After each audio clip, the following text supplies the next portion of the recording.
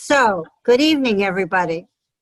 I am Ann Kennedy, and I want to welcome you to Tales of Cape Cod, located in the old colonial courthouse in beautiful, historic Barnstable Village. Tonight, we are very honored to have with us Russ Allen, who was originally a native of Connecticut and retired in 2006 after many years serving in academic, parish, and executive ministries in several states. Now he lives in Harwich and writes freelance for the Cape Cod Times and the Cape Cod Chronicle. He's also working on a historical fiction biography of Jesus from the Hebrew perspective. He holds a Master's of Divinity and a Master's in History. For 10 years, he was an assistant for the Episcopal Church in Osterville. Tonight, Mr. Allen will talk about his wife's grandfather, John Dunning Whitney Bodfish, who was a blind barrister who resided and practiced in Barnstable in the first half of the 20th century. He served as a county commissioner. We could probably use him now. And he gifted Benjamin Bodfish Park at Sandy Neck to the town of Barnstable. This program will explore his autobiography, and share family anecdotes and detail the contributions Bodfish has made to the town of Barnstable. I'm very pleased to present the Blind Barrister of Barnstable, presented by our speaker, Russ Allen. Good evening, Mr. Allen. Thank you very much, Ann. How are you tonight?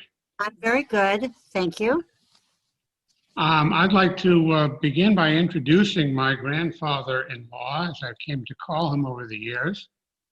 According to Elroy S. Thompson's writing in History of Plymouth, Norfolk, and Barnstable counties, he was a farmer, realtor, businessman, and lawyer. To that list could be added poet and writer, civic leader and community servant, fraternalist, I never heard that word before, and storer of local knowledge, as well as being a husband, father, and grandfather. When Thompson's description was written in 1928, he was a candidate for the Congress of the United States. He ran a number of times for this position and once for the Commonwealth's Attorney General position.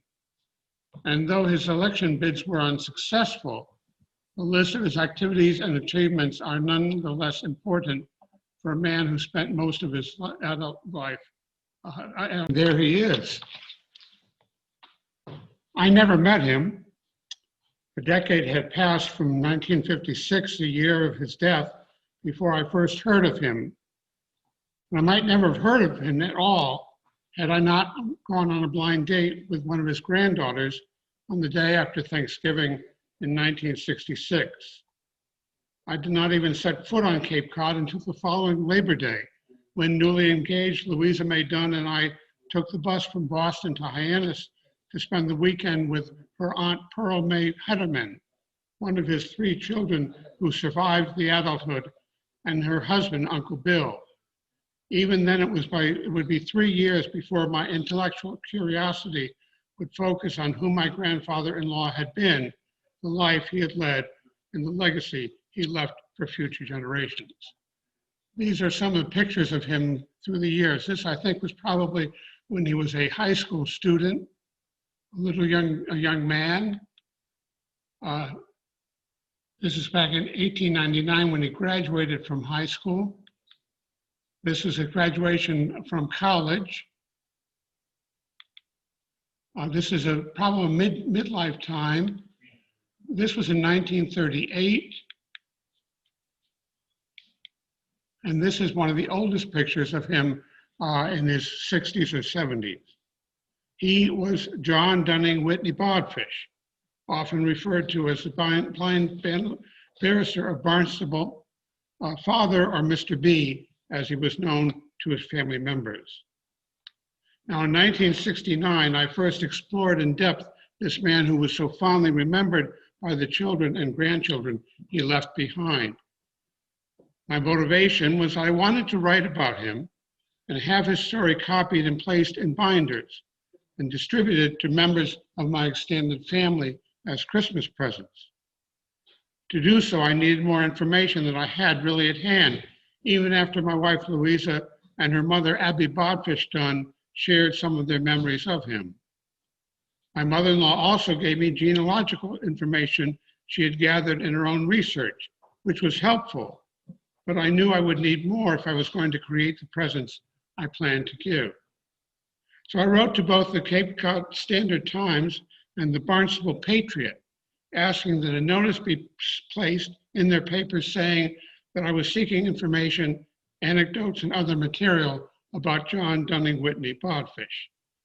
Family members, friends, colleagues, and others who had known or knew of him responded by sharing relevant information, documents, pictures, and other memorabilia, or by referring me to others they thought would offer additional help.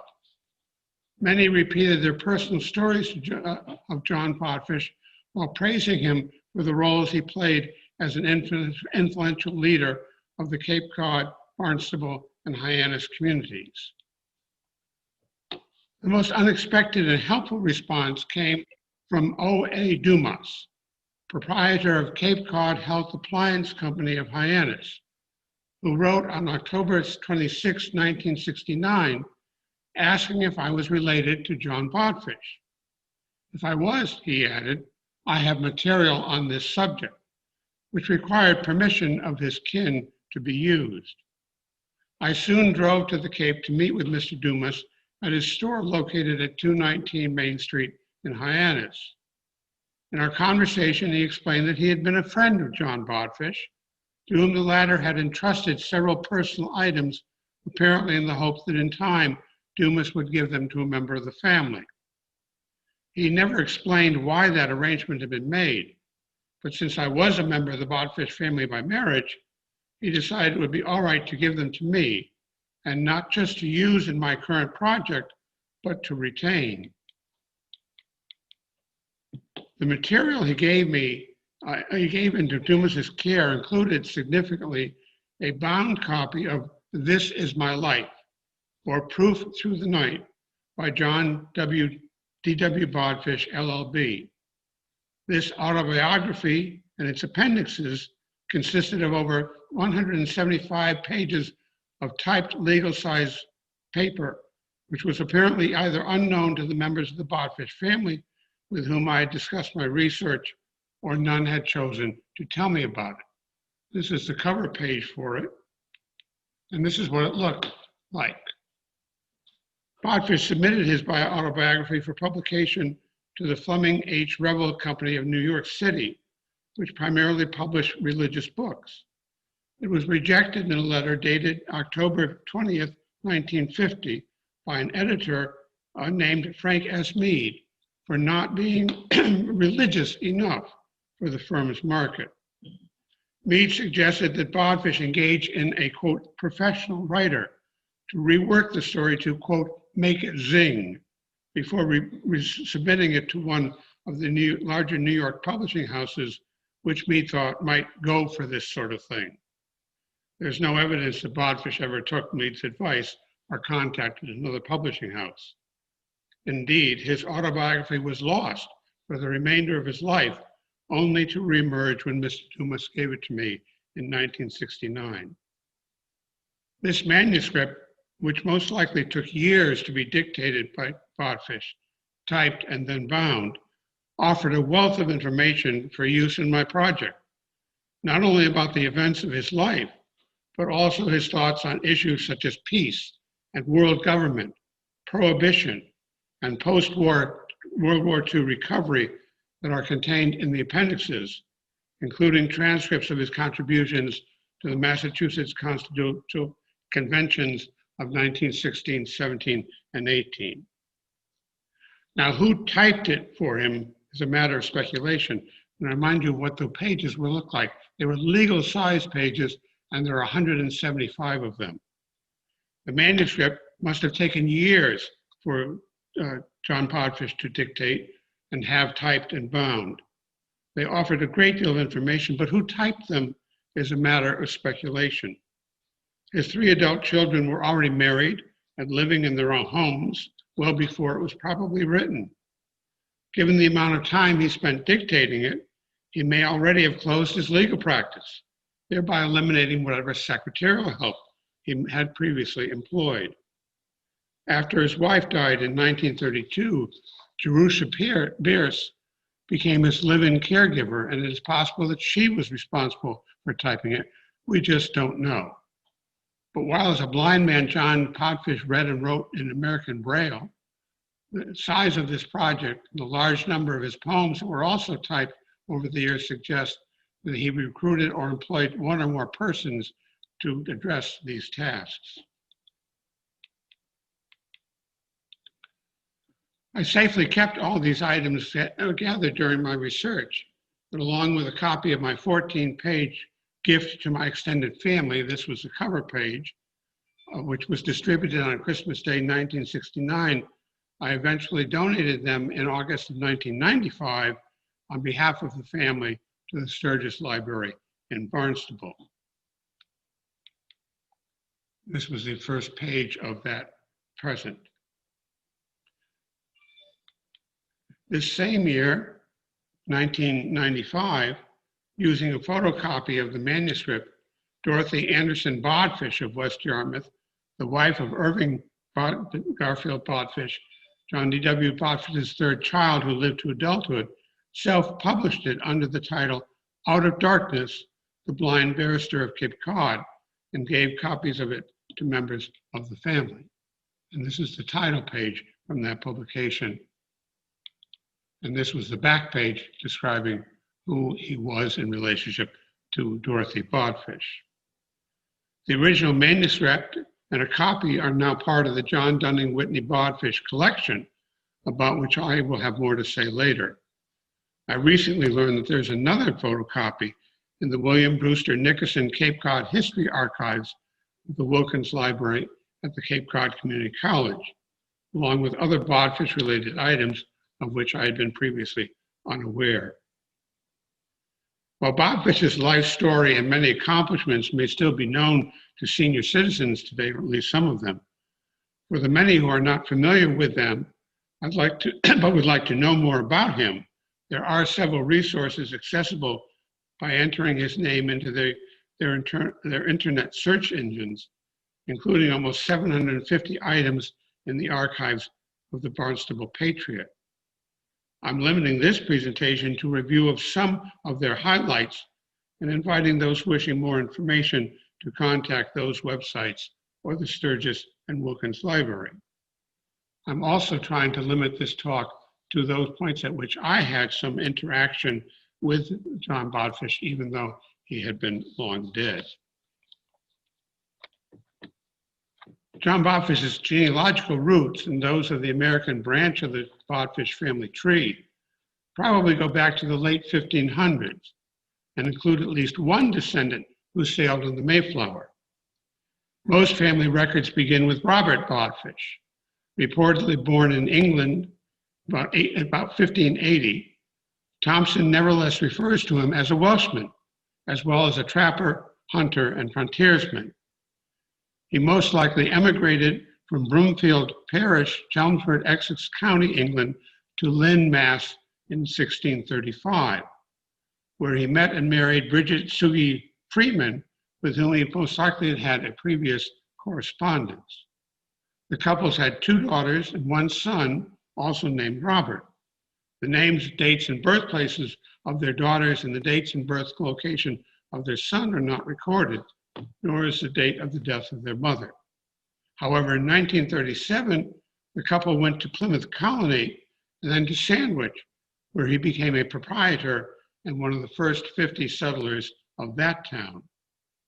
Their 3 children were probably born in Sandwich, and though Thompson says the family eventually relocated to West Barnstable, most records say that Robert died in Sandwich in 1651.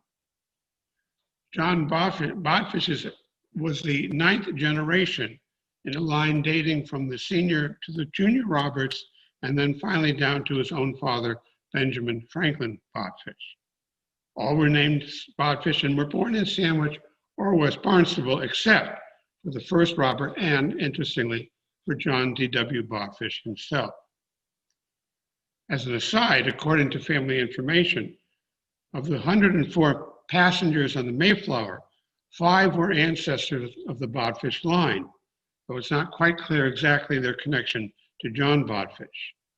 Recent research in family documents show that there's a genealogical link from Lieutenant John Holland and his wife, Elizabeth Tilley, to John Bodfish through Desire Holland Bodfish, the wife of Jonathan Bodfish, who was John Bodfish's great-great-grandfather. Got that all straight? She was the great-great-granddaughter of Holland, who was a former indentured servant who became the executive assistant and personal secretary to John Carver, governor of the Plymouth colony. He is also known for having fallen off the Mayflower and having to be rescued, quite possibly after over-imbibing. The person in the Bodfish family tree with the earliest connection to the town of Barnstable was probably the younger Robert's son, Joseph, reported to have moved from Sandwich to Barnstable, though the exact year is not known. If so, he was the first of the Bodfish family to establish a residence in West Barnstable. However, the persons on the Barnstable family tree most directly related to John were his parents, his wife and children, and his direct descendants, including those born after his death, some still having a connection to Cape Cod. Benjamin Franklin Bodfish and Abby Louisa Smith were married on February 10, 1851. They lived in West Barnstable, had 8 children, 3 of whom did not reach adulthood, and 2 died in their 20s.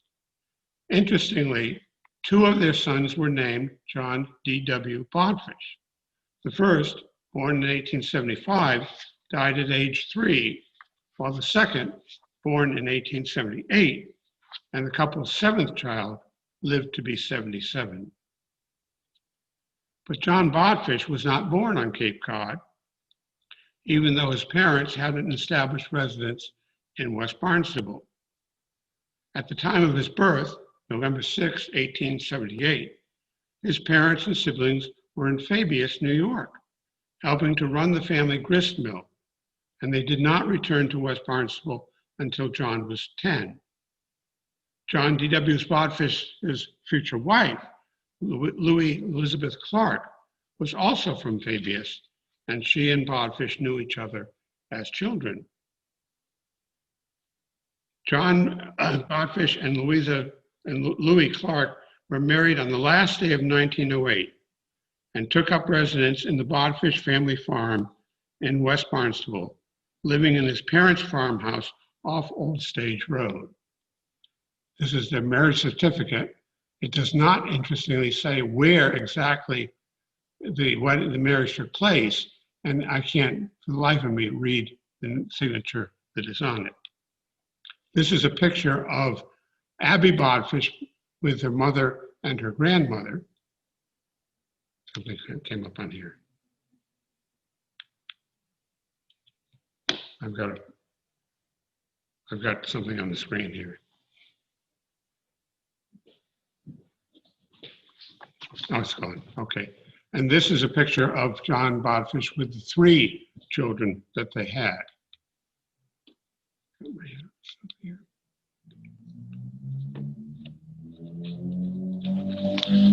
The couple had 6 children,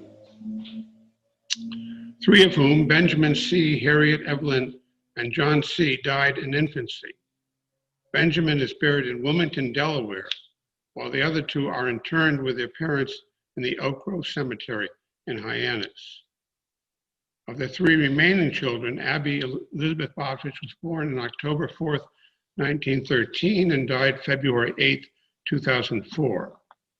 She was married to Herbert Dunn, lived much of her adult life in Wethersfield, Connecticut, taught math at the junior high school level, and had 3 daughters, Grace Elizabeth Price and Louisa May Allen, and Susan Phones-Dunn. Collectively, they've had 13 grandchildren and 4 great-grandchildren. Pearl May Bodfish was born on August 15, 1916, and died December 14, 2010. She was married to William Hederman, lived most of her life in Barnstable, served as a wave during World War II, and taught in several Barnstable schools.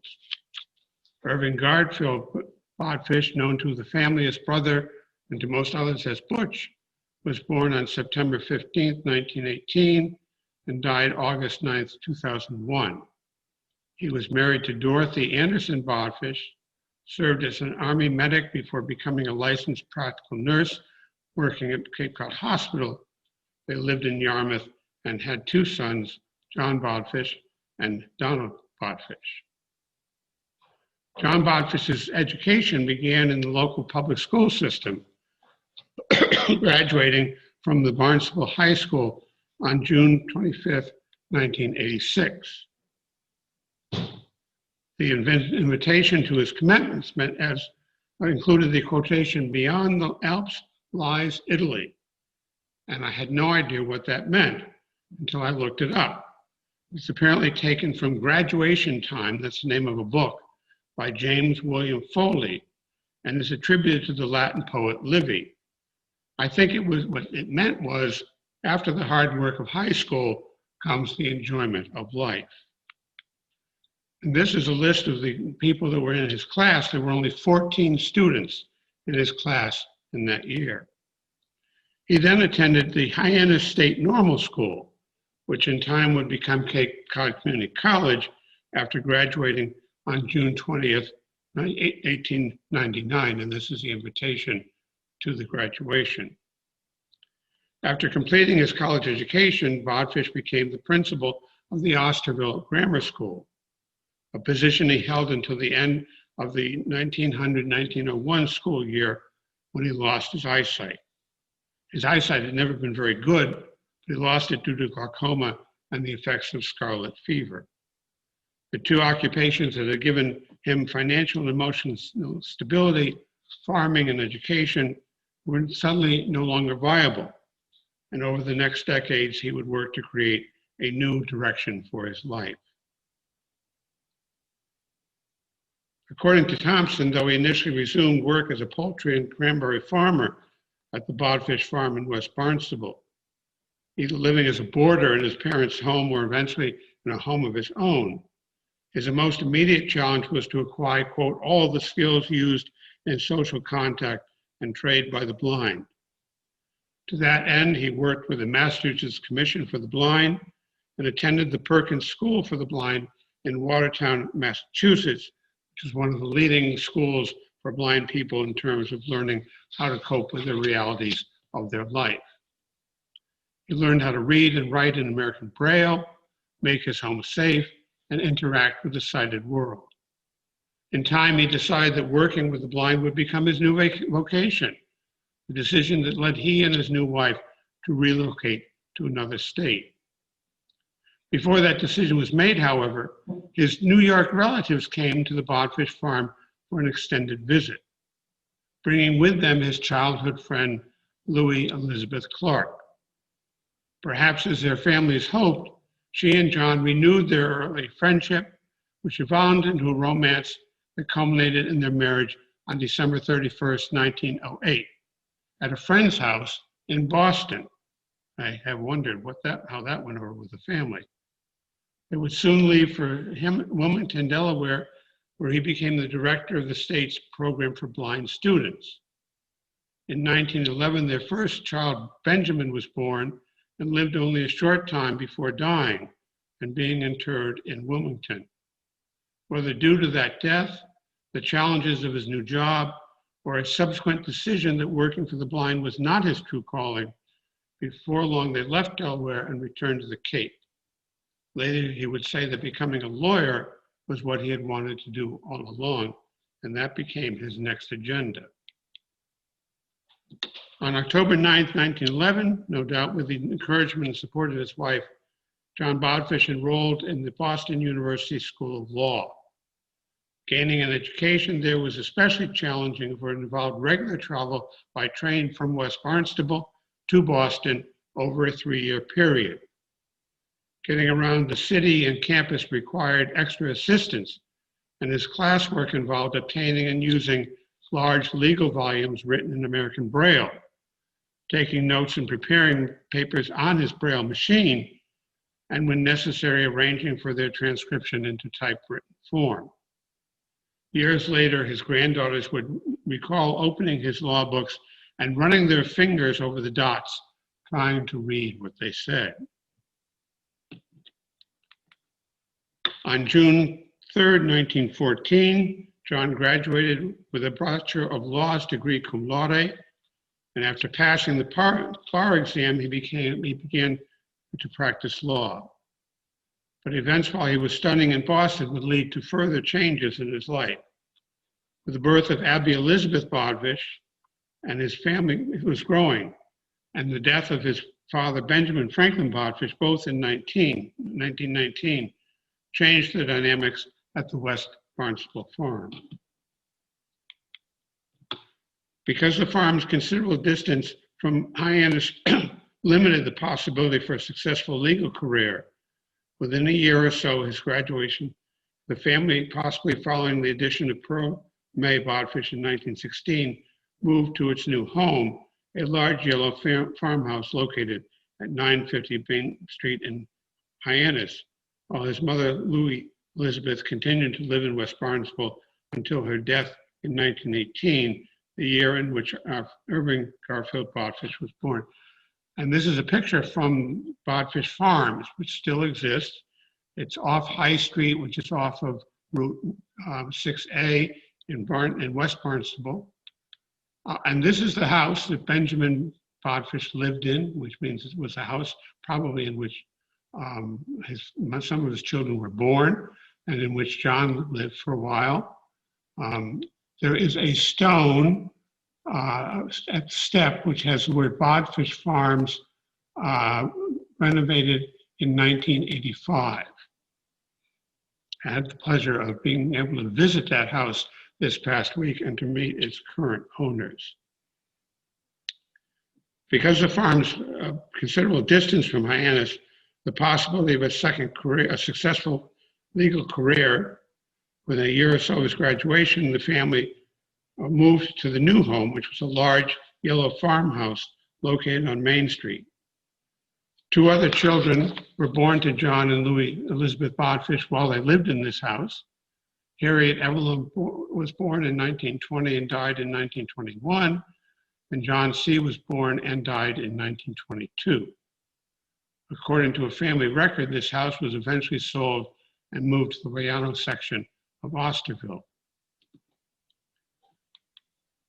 The Bodfish family's next move was to a house located on Hyannis Main Street near the railroad station, and we believe that that is a picture of that house. And their final relocation was to 53 Parkway Place near Cape Cod Hospital, which still stands.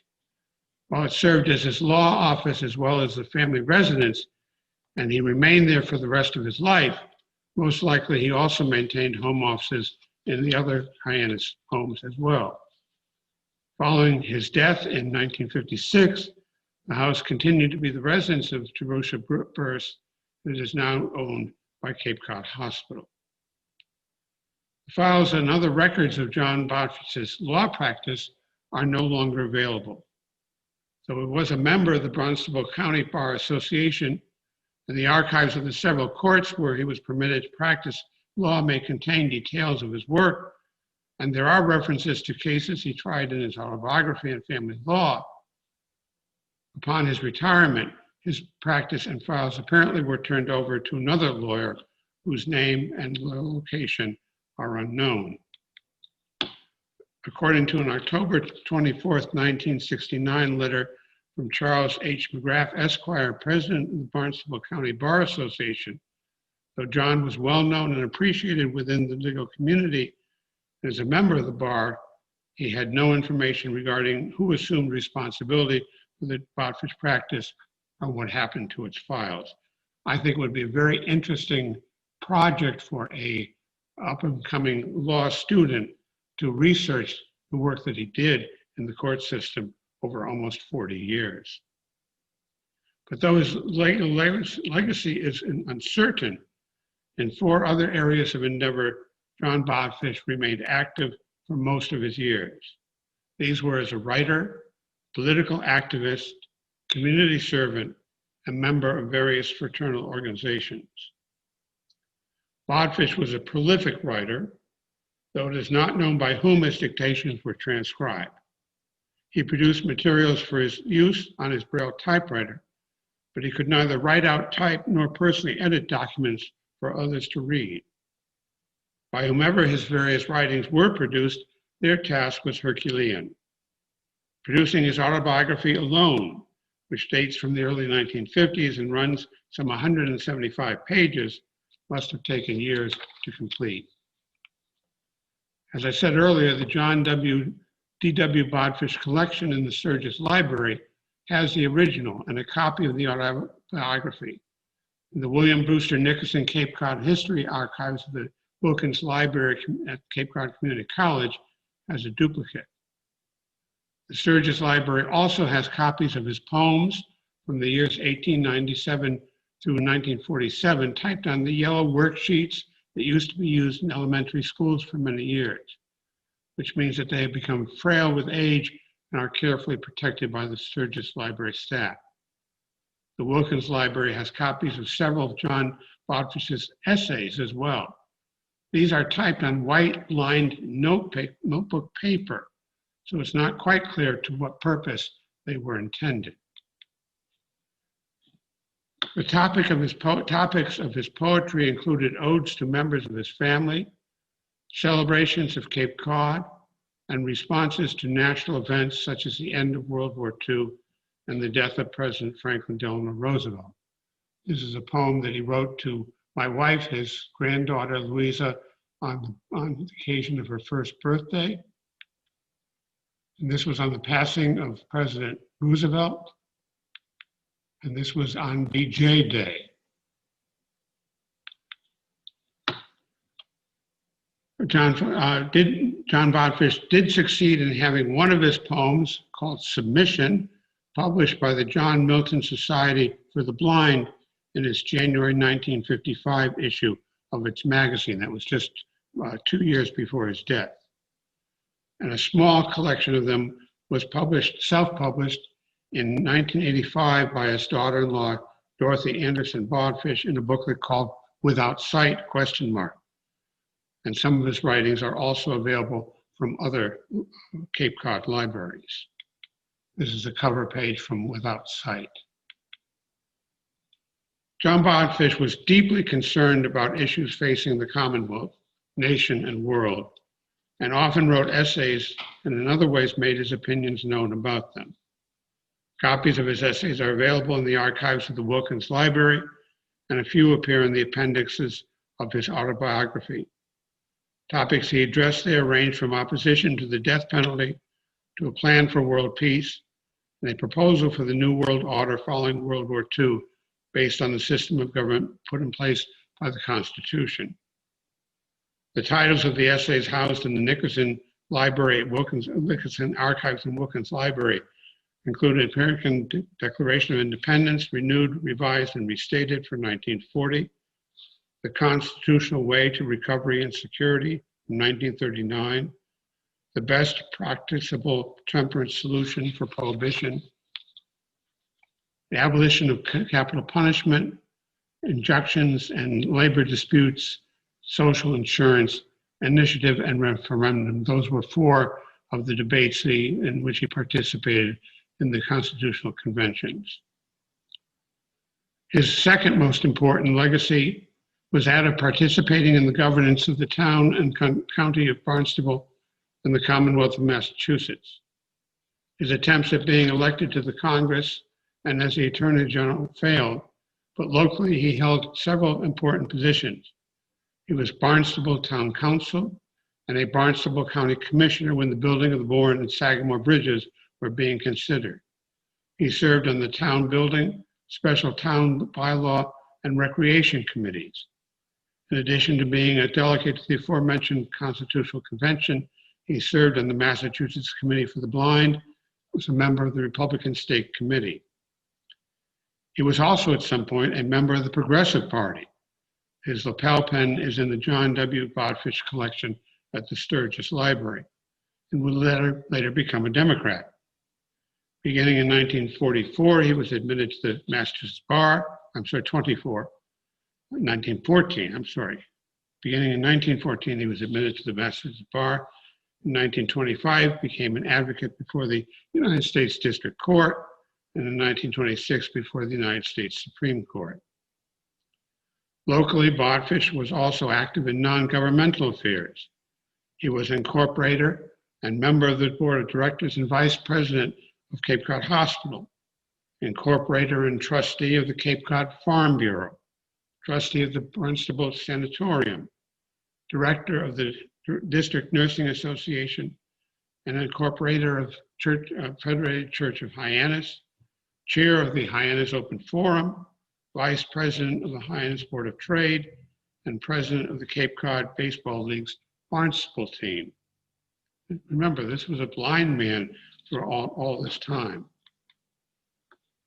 His Hyannis office served as the center for the James Otis Foundation. James Otis Jr. was an American lawyer, political activist, pamphleteer, and legislator in Boston, a member of the Massachusetts Provincial Assembly, and an early advocate of the Patriot views against the policies of Parliament which led to the American Revolution. His well-known catchphrase, "taxation without representation is tyranny," became the basic Patriot position.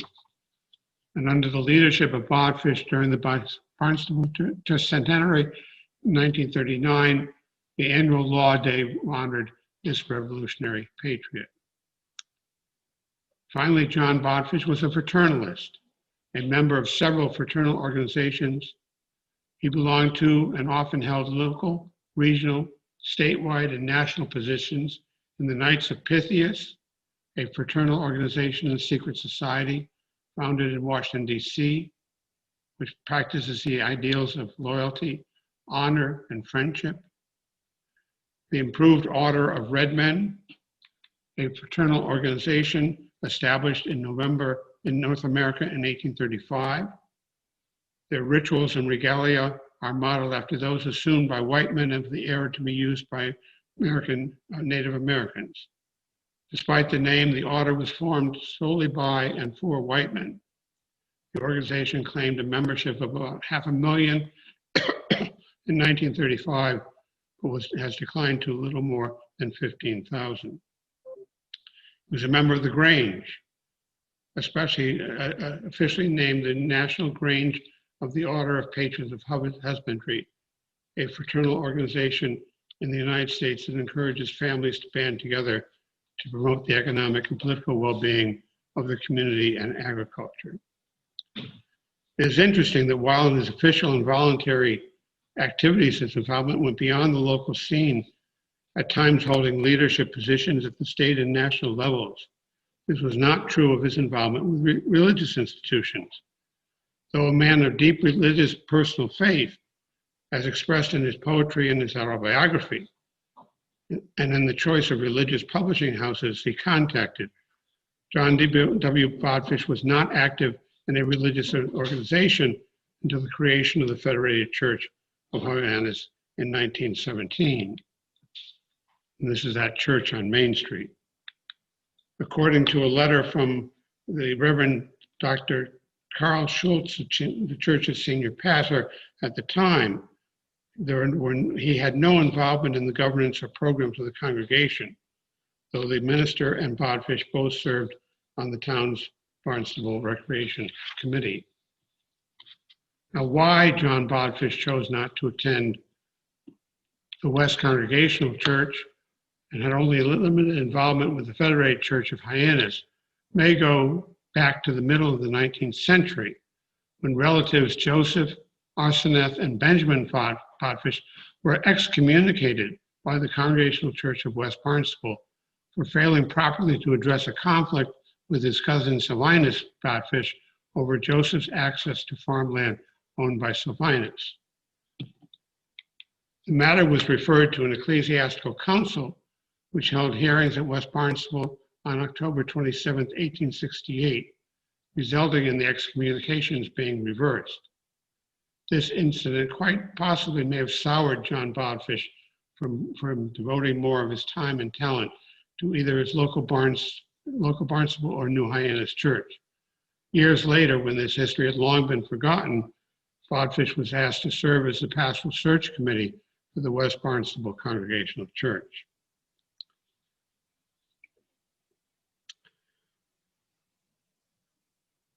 After I had been involved in creating the John Bodfish collection at the Sturgis Library in Barnstable, in order to preserve and protect the things that I had collected in writing my original piece back in 1969, I thought my involvement with him was probably over. And this is, by the way, is the certification that the collection was indeed taken over by and protected by the library. And this is a list of the items that are in that. You'll notice that there are folders 4 to 12 are of John Bodfish's poetry from 1896 to 1949. Any belief that this creation of this collection ended my involvement with my grandfather-in-law proved premature. There would be another chapter. After retiring and moving to the Cape in 2006, while riding along Route 6A out of curiosity, I decided to visit Bodfish Park at the west end of Sandy Neck. I knew from my wife's family that John Bodfish had owned parts of that peninsula, which they said he received in lieu of cash payments for legal services rendered. In fact, at the time, his surviving children still held title to a small section of Sandy Neck, which, since it was inaccessible, they eventually sold, I believe, to the town. My first visit to Bodfish Park was on February 28, 1920, had been given to the town of Barnstable by John Bodfish in memory of his father, Benjamin Franklin Bodfish, occurred off-season and consisted mostly of a drive to and around the parking lot. I noted that while the access road to the park from Route 6A begins and ends in Barnstable, part of it crosses into the town of Sandwich. And later I would learn that Sandwich's officials and some residents had been upset with the gift because it did not include any financial compensation to the town for the cost of repairing and maintaining the road that would be required as a result of its increased usage, nor for the inconvenience to nearby residents of increased summer traffic. Nor did the town of Barnstable offer Sandwich free access to its new park. When John Bodfish donated the land, he included the requirement that the town of Barnstable, as a provision of the gift, erect a sign indicating its name and the person in whose honor it was given. To this, family lore had added that should the town fail to do so, the land would revert to the Bodfish estate. When I paid my second visit to the park in the winter of 2011, I could find no such sign. And I would later learn that it disappeared as many as 10 years before. Returning home, I located online the transfer deed for the land, which reiterated that the town was to erect a sign designating it as Bodfish Park, Benjamin Bodfish Park. At that time, the town was considering several improvements to the park in the form of new parking areas and buildings. I took note of that in writing on March 16, 2011, to the president of the Barnstable Town Council, requesting that the town honor the terms of the transfer of deed by erecting a sign naming it, perhaps also including the name of the donor. I added that it was likely that in the coming July, a large number of living descendants of John Bodfish would be on Cape Cod, and suggested that perhaps an appropriate dedication ceremony for the new sign could be held at this time. Not only did the town respond to my letter, but in many ways, thanks to Nina Coleman, Sandy Neck Park manager, it did so far beyond my expectations. Instead of a new sign being erected on one of the park buildings, a large stone boulder was placed in the center of the entrance to the park, engraved with Benjamin Bodfish Memorial Park. Notice of the park rededication ceremony to be held on Sunday, July 22nd, 2012 at 11 a.m. were sent to the Cape Cod Times and the Barnstable Patriot, and the latter published several related articles. An official flyer announcing the event was printed and distributed in advance, and a ceremonial program was prepared that listed the participants, including the living descendants of Benjamin Bodfish. Thus, despite the busyness of the park on a summer Sunday morning, the wishes of John Bodfish were duly honored. John Bodfish died on October 6, 1957, at the age of 77, and was buried with his wife and two of his infant children at the family plot in Oak Street Cemetery in Hyannis. Two of his adult children, Abby Bodfish Dunn, who was buried in Wethersfield, Connecticut, and Irving Garfield Bodfish, who was buried in the Massachusetts Military Cemetery in Bourne, are honored on the Bodfish gravestones, along with their parents and siblings who died as children. Members of the family are working on arrangements. These are some pictures from the ceremony when it was dedicated. This is the Bodfish family plot. Members of the Bodfish family are working on arrangements to add the name of Pearl May Hederman there as well. She is also interred in the military cemetery. In the John Dunning Whitney Bodfish collection are many newspapers and other reports of his activities, including letters of families, friends, and colleagues who knew him. But the most touching tribute I found in researching this presentation may well be this one from the Barnstable Patriot on October 11, 1956. It's entitled, "Meetings Will Not Be the Same Without Mr. Bodfish." Writes, not all thoughtful citizens in Barnstable always agreed with attorney John D.W.Bodfish, but everybody respected him as a sincere fighter for projects and principles which he believed were the civic betterment of the town. Stricken blind as a young man, Mr. Bodfish overcame this handicap, carved out a new career for himself, and never tried to capitalize upon or hide behind his affliction. Professed of a brilliantly retentive mind and a deep-seated love of his community, Mr. Bodfish, who died last Saturday, was an invaluable source of information and advice. He will be sorely missed at future town meetings, Board of Trade functions, and generally all around the town. Thank you.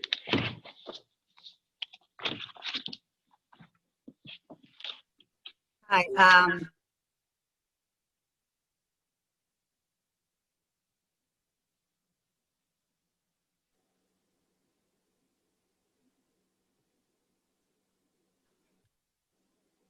I want to say thank you very much to Mr. Allen and ask if there's any questions.